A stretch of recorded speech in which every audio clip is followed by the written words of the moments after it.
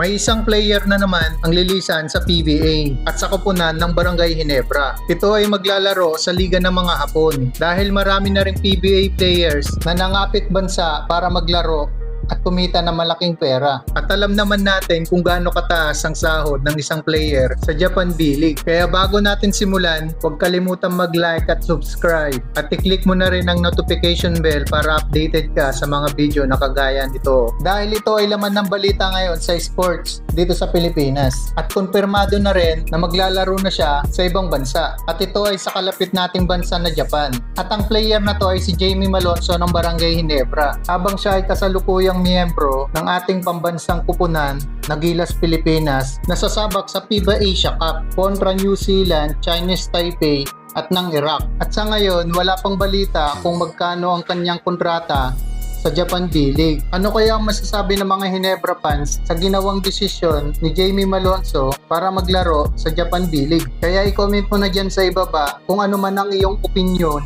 sa nangyaring desisyon ni Jamie Malonzo. Si Malonzo ay 29 years old pa lamang, kaya para sa akin, isang malaking good decision para sa ginawa ni Malonzo. At alam naman natin kung gaano kalaki magbigay ng kontrata ang Japan compare sa pambansang liga natin na Philippine Basketball Association or PBA. After maglaro sa college ni Malonzo sa koponan ng Lasal, at siya ay nagdesisyon para sumali sa 46 PBA draft at siya ay napili bilang isang second overall pick at pinili ng Northport Batang Pier. At pagkatapos ng isang taon niya sa Northport, siya ay kinuha ng Barangay Ginebra San Miguel taong 2022. At ang kanyang kapalit ay sina Prince Caperal, Arvin Tolentino at isang 2022 first round pick. Kaya talagang maraming nagulat sa naging desisyon ng isang 6'7" na si Jamie Malonzo at lumipat ng Japan B-League. Kaya sumatotal, ang paglalaro ni Malonzo sa PBA ay halos 4 na taon sa koponan ng Northport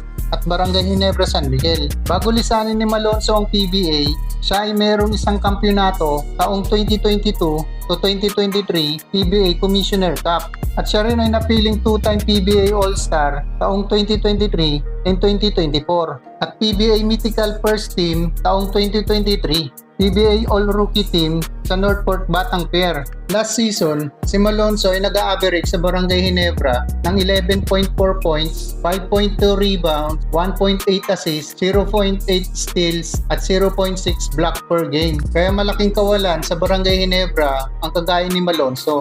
At tiyak na magkakaroon ng panibagong moves ang Ginebra sa darating na PBA season. Sa tingin nyo, sino kaya ang bagong ipapalit kay Malonzo after niyang lisani ng PBA? At karagdagang balita tungkol sa ating Gilas Pilipinas, naglabas na sila ng 12 full lineup at hindi na pabilang sina RJ Abarientos at Troy Rosario ng Barangay Ginebra.